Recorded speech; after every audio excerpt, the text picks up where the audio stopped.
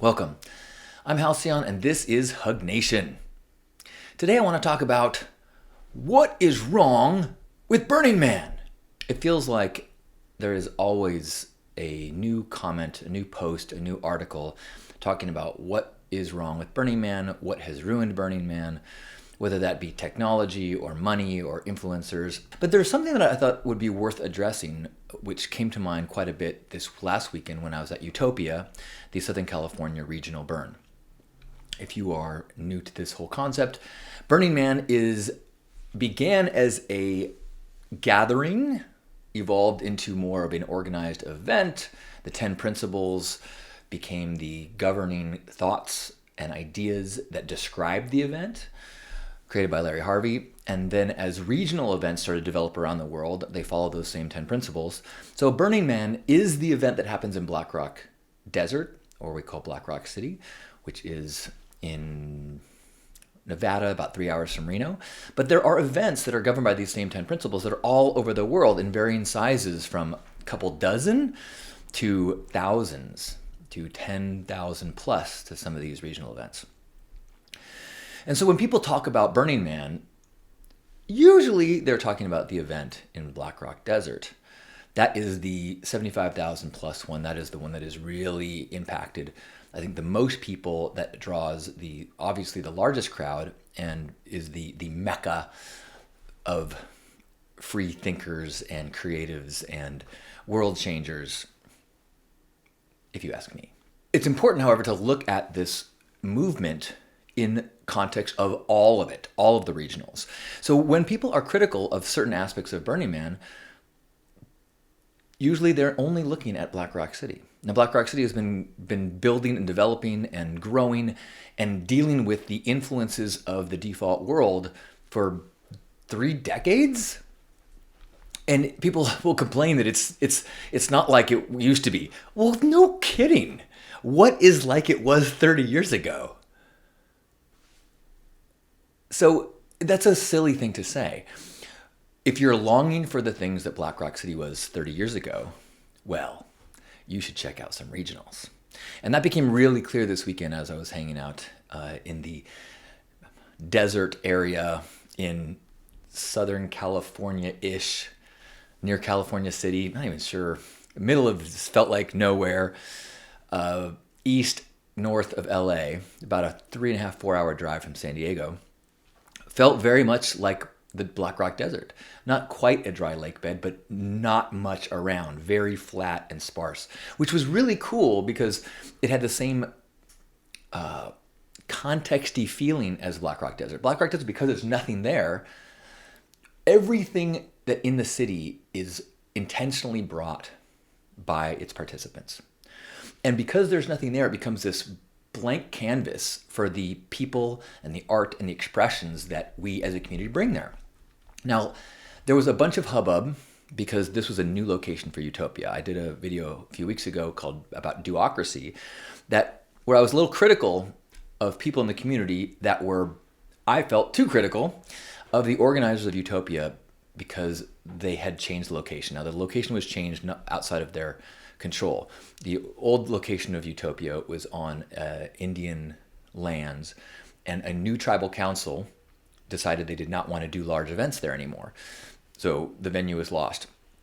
Outside of anyone's control, initially they thought YOUtopia wasn't going to happen at all, and then found a way to host it and do it and throw it on the land where Wasteland Weekend happens, the Mad Max themed event. Maybe too much context. But the point is, because it's this kind of wastelandy place, it had a similar feeling of a blank canvas that we brought everything there. And it really, there's no distractions. There's no beautiful trees. There's no creeks. There's no cool rock formations to go off and trip out on. It's only thing there for people to ingest is each other, which I really like that. I like that a lot. And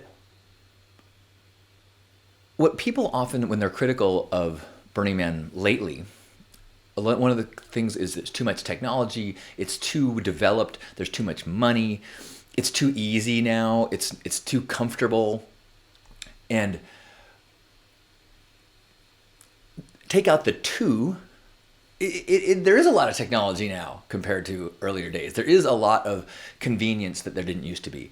And if you don't like those things, go to a regional. It was so exciting for me to, as I was going through this very intimate, smaller venue and smaller experience, it felt like early days Black Rock City. There was an intimacy, there was a camaraderie, there was a ridiculousness that is present in Black Rock City, but because of the evolution of Black Rock City, there is also more formalness to the city. It's safer. There's more requirements. There's more red tape at times. And so this was, I thought, such an antidote to the criticisms of Burning Man. So I say to you, if you are falling in that momentum of being a hater or a critic of Black Rock City, that's fine. But the answer might be right in your own backyard. One of the things that was cool about this event specifically, because it was a new venue and because there was kind of this shifting tide of perceptions and certain backlash, and everybody there was committed. It was like this, the participation level was 100%. And people brought some really cool things, and everyone was, it felt like a family in a really beautiful sense. Some of my favorite things from the weekend was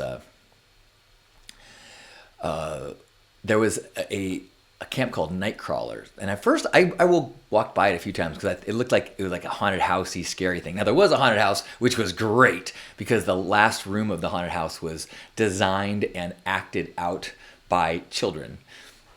I can't give any more away. But so I passed by Nightcrawlers a few times thinking it was a haunted house or something scary because I'm cowardly. Rawr.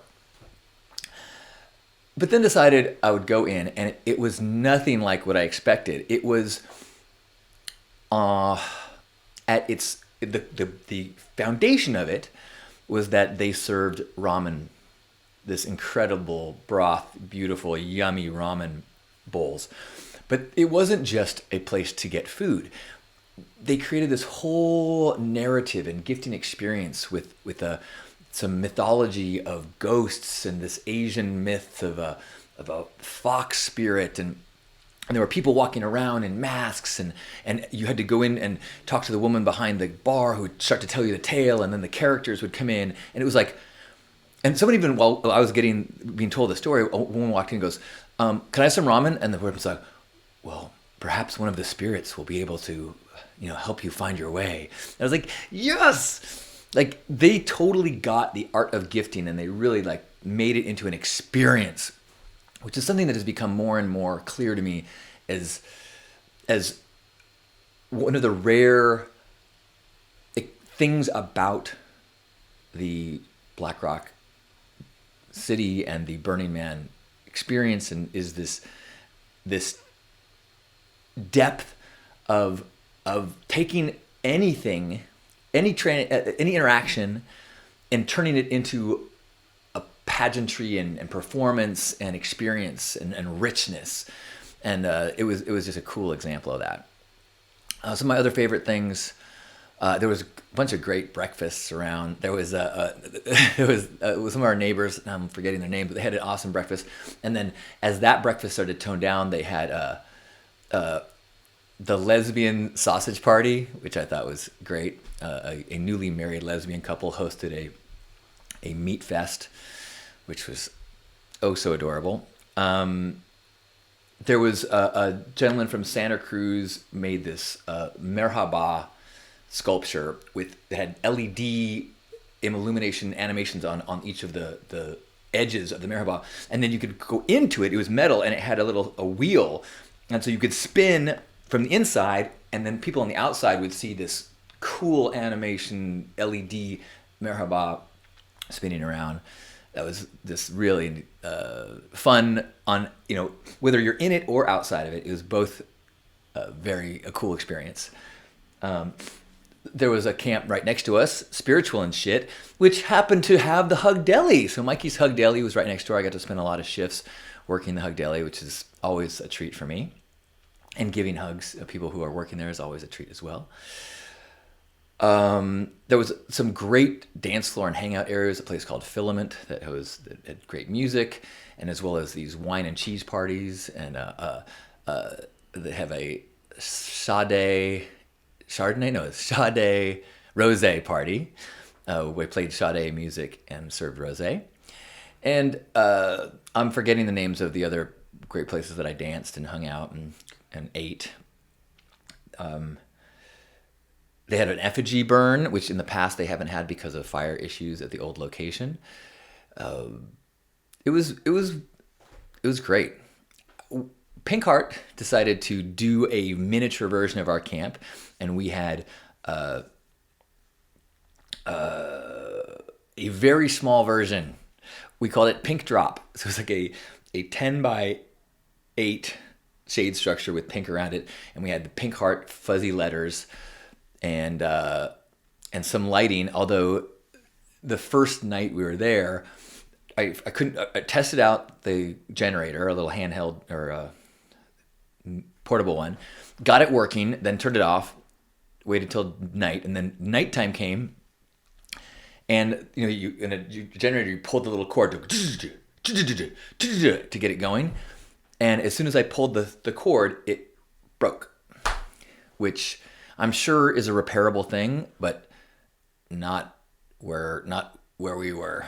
So it was night one, we had no power, and realized, oh, there's a generator in the Hugmobile. I drove the Hugmobile out there, so we were able to have lights for portions of the night and have our signage, and it was great. It was nice to just at least make a showing. We didn't have nearly the presence that we have in Black Rock City, but it was still nice to be participants in this regional event and add our love and our little pink vibe to the community.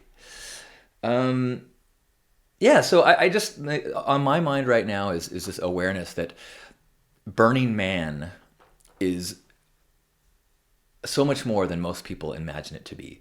And then when people are criticizing Burning Man, they are criticizing a teeny tiny piece of it. Like blind men feeling the leg of an elephant and complaining about it, or feeling the trunk and complaining about it. You gotta really grope and rub up against that whole elephant till you understand what it's all about. So I enjoyed fondling the inner folds of the underbelly of the elephant this weekend, and I encourage everyone to explore